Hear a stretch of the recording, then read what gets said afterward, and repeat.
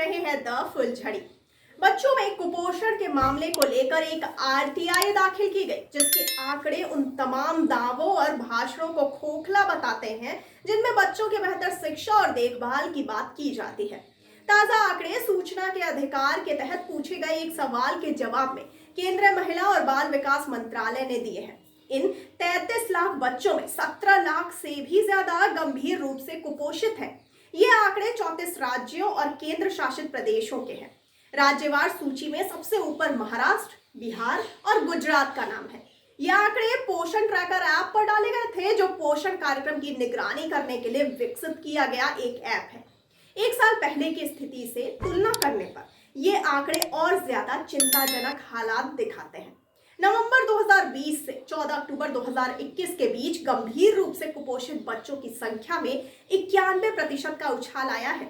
हालांकि दोनों सालों के आंकड़ों में एक बड़ा फर्क ये है कि पिछले साल 6 महीनों से 6 साल की उम्र तक के गंभीर रूप से कुपोषित बच्चों की संख्या केंद्र ने राज्यों और केंद्र शासित प्रदेशों से लेकर सार्वजनिक की थी। इस साल ये आंकड़े सीधे पोषण ट्रैकर से लिए गए हैं, जहां आंगनबाड़ियों ने खुद ही इसकी जानकारी दी थी। विश्व स्वास्थ्य संगठन के मुताबिक गंभीर रूप से कुपोषित बच्चे वो होते हैं जिनका वजन और लंबाई का अनुपात बहुत कम होता है या जिनकी बाह की परिधि 115 मिलीमीटर से कम होती है। इससे एक दर्जा नीचे यानी अत्यधिक रूप से कुपोषित बच्चे वो होते हैं जिनकी बाह की परिधि 115 से 125 मिलीमीटर के बीच होती है। दोनों ही अवस्थाओं का बच्चों के स्वास्थ्य पर गंभीर असर होता है। SAM अवस्था में बच्चों की लंबाई के हिसाब से उनका वजन बहुत कम होता है। ऐसे बच्चों का इम्यून सिस्टम भी बहुत कमजोर होता है और किसी बीमारी होने पर, जो कि गंभीर हो, उनकी मौत की संभावना 9 गुना ज्यादा होती है।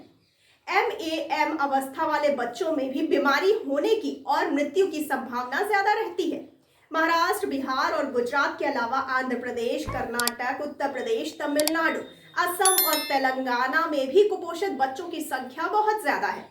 भारत के लिए शायद सबसे ज्यादा शर्म की बात यह है कि दुनिया के सबसे जाने माने शहरों में गिनी जाने वाली राष्ट्रीय राजधानी दिल्ली में भी 1 लाख से भी ज्यादा बच्चे कुपोषित हैं। इसके अलावा ग्लोबल हंगर इंडेक्स पर भी भारत का स्थान और नीचे गिर गया है। 116 देशों में जहां 2020 में भारत 94वें स्थान पर था, वहीं 2021 में वह गिरकर 101वें स्थान पर पहुंच गया है। भारत अब अपने पड़ोसी देशों पाकिस्तान, बांग्लादेश और नेपाल से भी पीछे हो गया है। बच्चों की गंभीर स्थिति को लेकर आपकी क्या राय है, हमें कमेंट करके जरूर बताइए और साथ ही साथ हमारे चैनल को लाइक, सब्सक्राइब और शेयर करना तो बिल्कुल ना भूलिए। और मुझे दीजिए इजाजत, तब तक के लिए देखते रहिए द फुलझड़ी। धन्यवाद।